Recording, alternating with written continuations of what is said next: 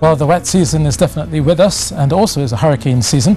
And right now we have a disturbance nearby out there in the eastern, western Caribbean Sea. And the Meteorological Service has put out an adverse weather alert for the coming weather over the next few days. So from Friday at 12 p.m. to Saturday at 4 p.m. Trinidad and Tobago only, they are expecting a street or flash flooding to occur. Also the possibility of gusty winds and landslides and landslips. This is all due to the fact that this disturbance will be nearby, obviously bringing us some of those thundery downpours. Now, a yellow risk level means that the hazard is definitely possible, and should be aware of the potential impacts of the possibility of a street or flash flooding, and should also be monitoring all of the television, radio, webs, as well as following the weather conditions as you go through the next few days. So there is the tropical wave, which is basically set to come across the island chain as we get towards later on Friday, going into Saturday. There it does seem a bit of not much of a circulation. It is disturbed right now. It does only have a 20% chance of developing, but it will likely drop that as we get towards the next few days. So looking for Friday and Saturday, that area there within the circle is where we'll likely see some of those heavier bursts coming into Barbados, up towards St. Lucia and Grenada in particular. So for us here in Trinidad and Tobago, there will be some showers coming by, but the bulk of the activity is set to move north of the islands. So for tonight then, in the Trinidad and Tobago, starting in Tobago, through Charlottesville down towards Mason Hall, watch for the clouds to build, and you'll notice some of those heavier bursts just around Friday morning, especially for us.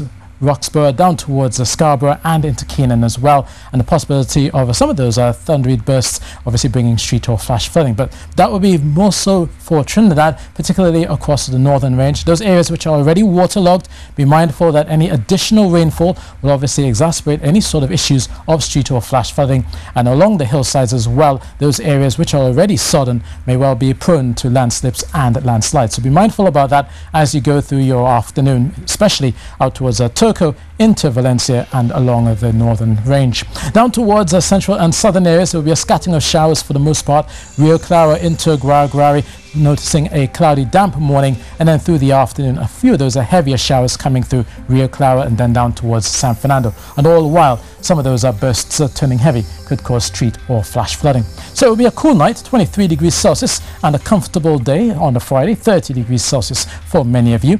And on Saturday, that moisture will likely linger, especially around the Tobago, so some thundery downpours still expected to start the weekend. And then on Sunday, the ridge of high pressure builds briefly for both Tobago as well as Trinidad, so you'll be seeing some sunshine to end the weekend, and then on Monday more rainfall is likely. Now for those heading offshore through Friday, looking at a slight to moderate chop of 1.5 meters, but it could turn occasionally choppy, especially in those offshore showers. So looking at those generally gentle east-southeasterly winds of 10 knots, but it could be getting up to 25 or 30 knots the further offshore you head into the Atlantic, with east-northeasterly swells of 8 seconds. Now for the Eastern Caribbean, obviously they'll be watching that tropical wave coming by with the disturbed weather on it. You can notice a lot of the orange colors there, signifying where the bulk of the activity is set, especially for Barbados, out towards St. Lucia, down towards St. Vincent as well. But for the Greater Antilles, only occasional showers are expected, a late rumble or two around Santo Domingo and the Dominican Republic, and a breezy 33 for Jamaica.